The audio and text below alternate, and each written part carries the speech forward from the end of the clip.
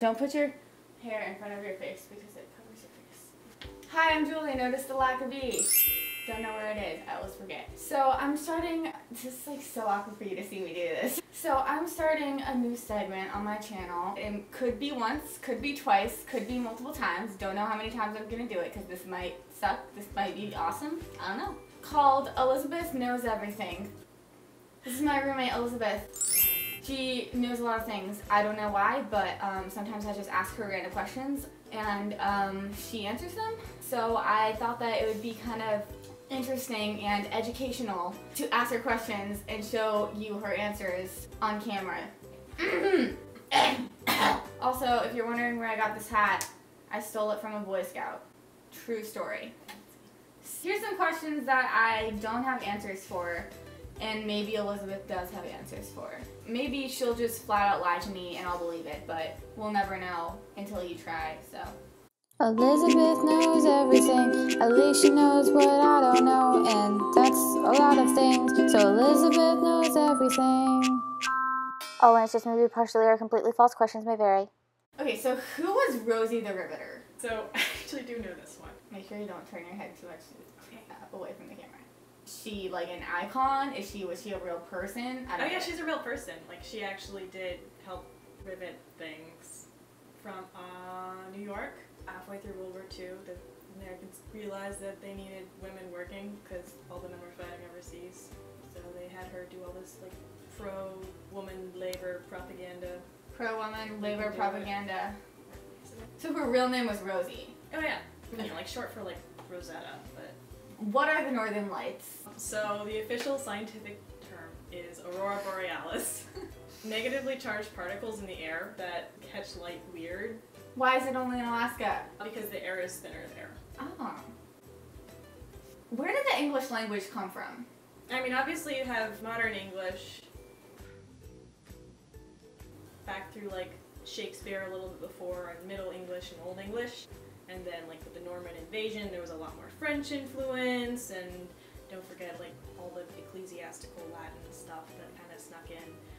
You know how like with like lawyerly language we get like different phrases like to have and to hold, breaking and entering, all these different words with, or like different phrases with two different words that kind of mean the same thing. That's kind of bringing in the kind of the mix of the Norman and the Anglo-Saxon of like they've got this word for this and they've got that word for this, and we just want to keep both meanings. You know, there's also the great vowel shift. What?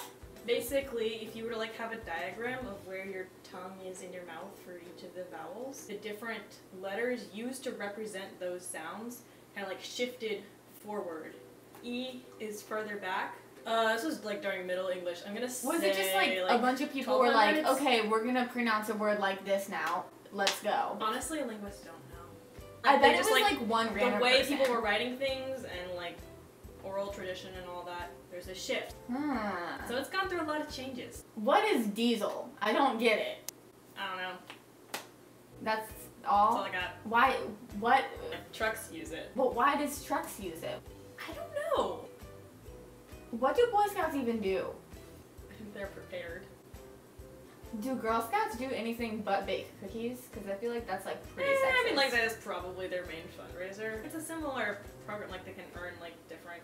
But is it like, you are nice to someone, you get an eagle badge, or Like earn get a like the crown. archery badge, or but then there's also like cross stitch or like mending clothes or if a jogger runs at the speed of sound, can he still hear his iPod?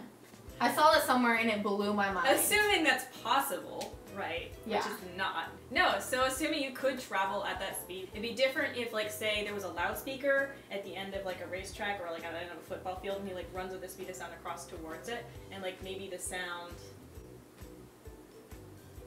Yeah, then he would, like, start to hear it backwards. What? Because if you think about, like, the sound waves are traveling out. The first second of sound, the second second, the third second. So if he's traveling, so that he's here and there before, yeah, definitely. Okay, last question. If you're bald, what hair color did they put in your license plate?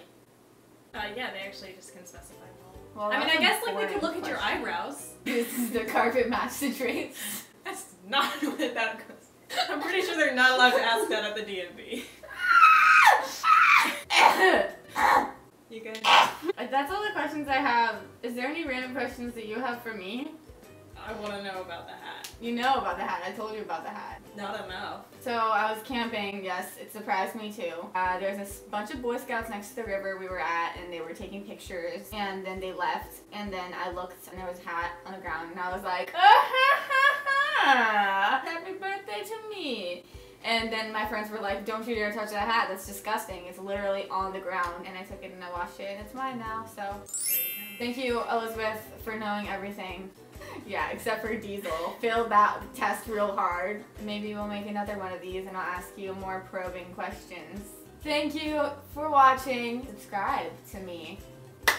Au revoir. A bientôt.